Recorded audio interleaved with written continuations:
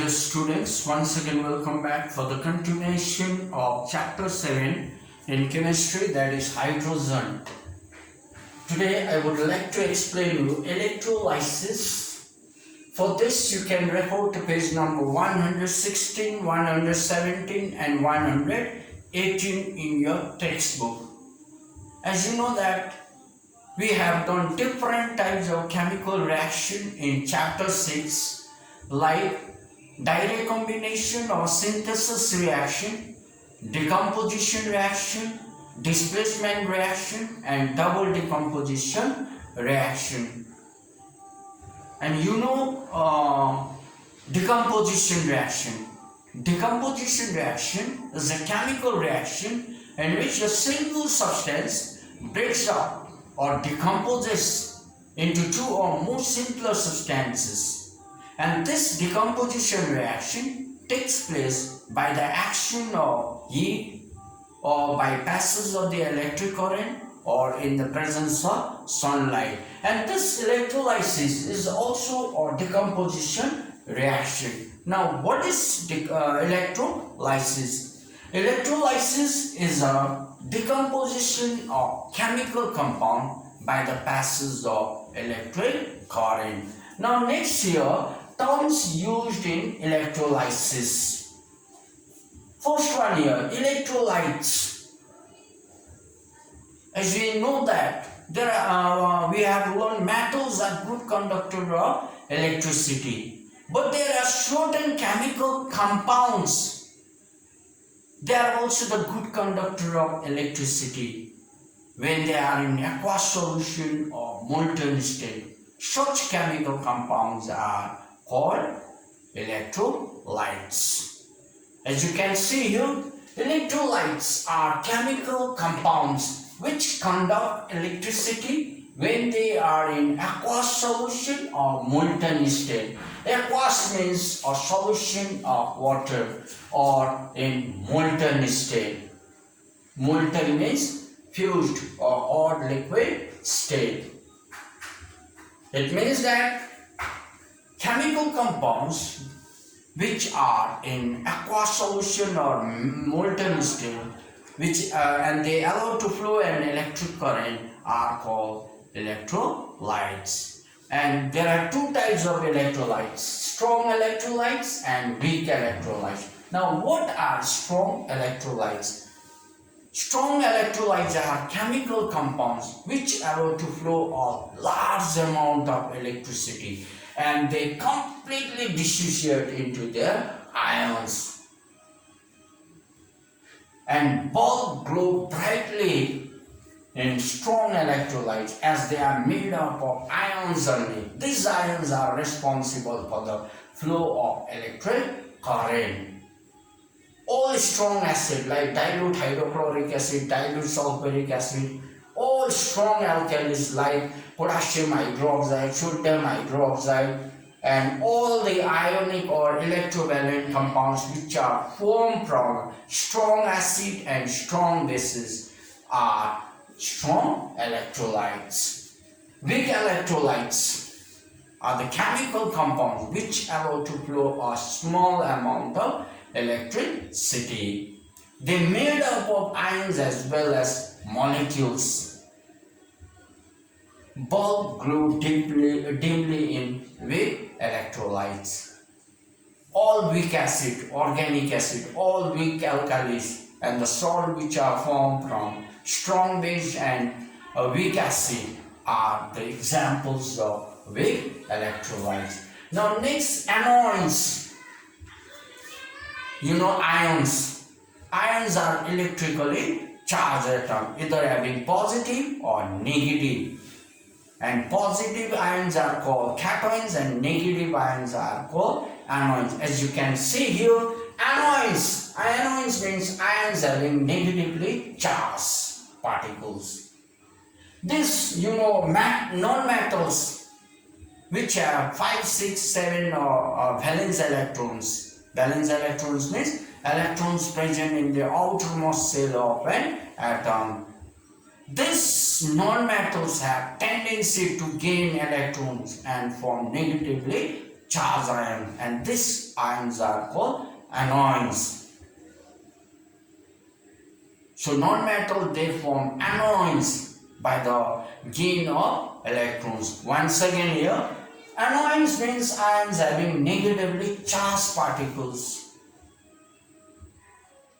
Non-metals which have 5, 6 or 7 valence electrons have tendency to gain electrons and form negatively charged ions which are called anions, and they acquire stable electronic configuration of the nearest noble gases.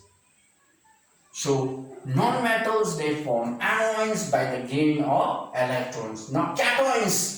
Cations means ions having positively charged particles or charged ion. Ions having positively charged. You know, metallic atoms have 1, 2 or 3 valence electrons. Valence electrons means electrons present in the outermost shell of an atom. Metallic atoms have 1, 2 or 3 valence electrons and have tendency to donate or lose their valence electrons and form positively charged ions which are called cations. And these metals acquire stable electronic configuration of the nearest noble gases by the loss of the donating their valence electrons. So metals, they form cations by the loss of their valence electron. Next, electrodes.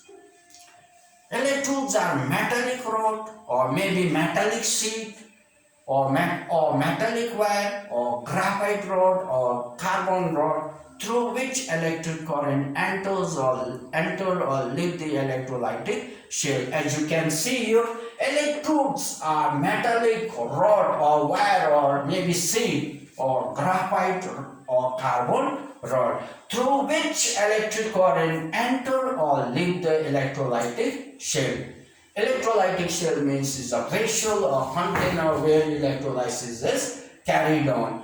And there are two types of electrodes, cathode and the anode. Cathode is the electrode which is connected to the negative terminal of the battery, whereas anode is the electrode which is connected to the positive terminal of the battery. As you can see here, cathode is the electrode which is connected to the negative terminal of the battery.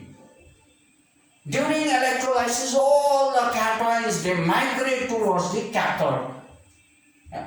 These cations, they migrate towards the cathode, and this cations get discharged, become neutral or get reduced at the cathode by the gain of electrons. Now next here, anode. Anode is the electrode which is connected to the positive terminal of the battery. During electrolysis, all the negative ions, they migrate towards the anode, and these negative ions, they become neutral or discharged or get oxidized at the anode by the loss of electrons. Now, last one here, electrolytic cell. Electrolytic cell is a vessel or container where electrolysis is carried on. Here you can see here,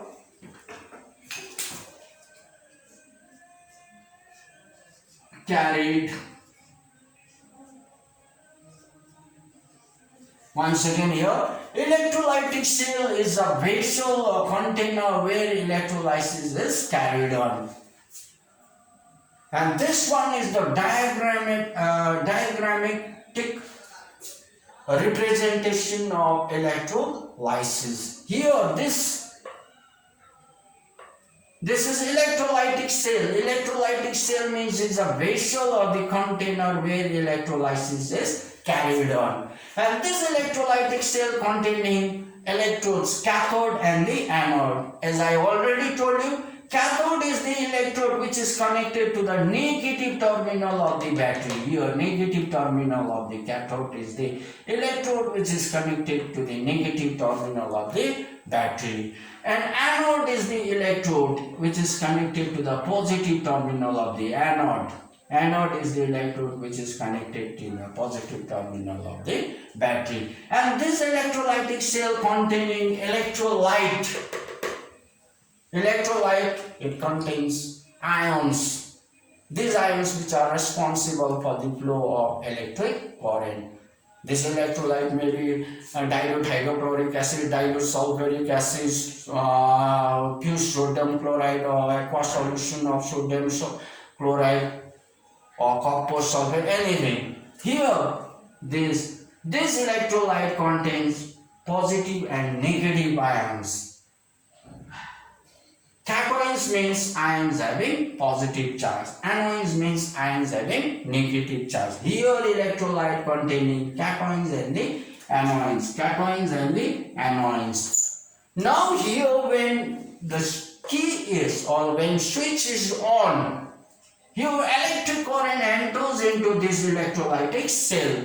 When electric current enters into this electrolytic cell, all positive ions they migrate towards the cathode is here. All positive ions, these are the positive ions, they migrate towards the cathode, get reduced or become neutral or discharged at the cathode by the gain of electrons.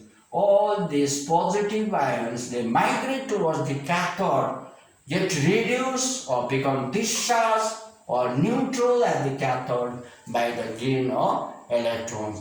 And this electrolyte containing negative ions, and these all negative ions they migrate towards the anode and become neutral or discharged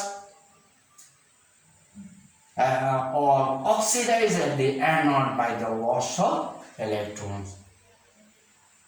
Dear children, here we have come to the end of today's online class. Thank you very much.